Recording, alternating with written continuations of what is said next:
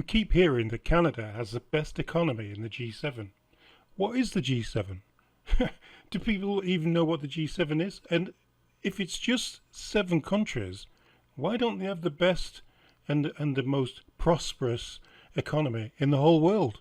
Why just the G7? And is it true? Are they telling the truth? Do the stats back up what Justin Trudeau and Chrystia Freeland are saying? Let's have a look. Well, let's start our little look into this by going to Parliament and Question Time and listening to a question about it and then an answer.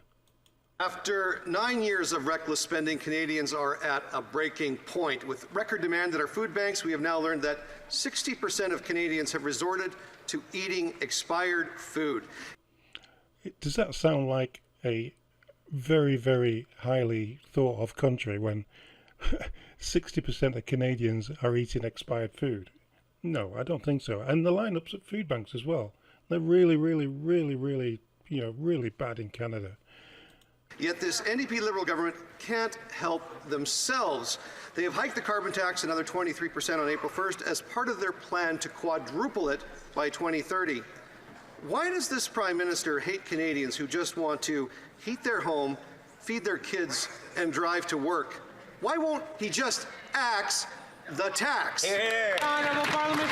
So that's the argument we're having with the tax. The tax is costing Canadians, the carbon tax is costing Canadians a lot of money. A lot of money to heat your house, buy food, get to work. It's okay saying, well, don't drive as much for people who are retired, but you've got to drive to work.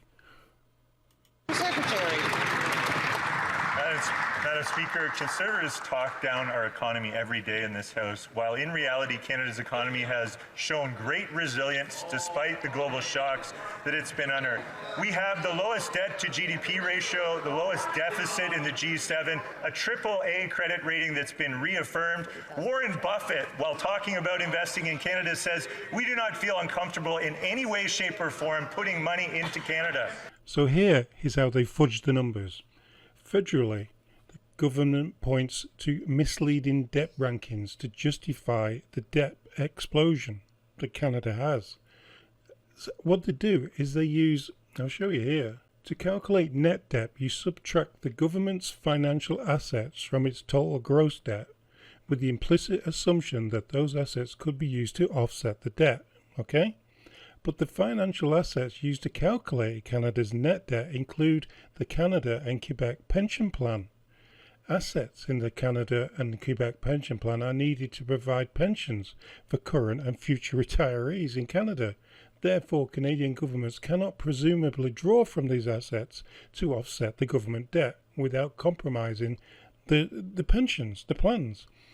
Ability to meet obligations to pensioners. This means Canada's net debt understates its indebtedness, a problem not faced by other countries. So really, what we should be doing is comparing Canada's gross debt. Take the CPP and the Quebec pension plan out of the equation. And if we did that, Canada would fall 27th out of 33, 21 positions down from where the government, the Trudeau Liberal government, is saying Canada stand now. At 106% of GDP, Canada's gross debt is also higher than the debt levels in Germany, UK, meaning Canada does not rank the best among G7 countries. Canada is 100% fudging the numbers.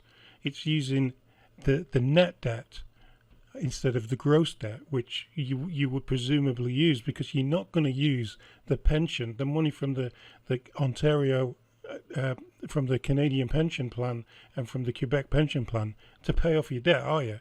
And then not pay any pensions out.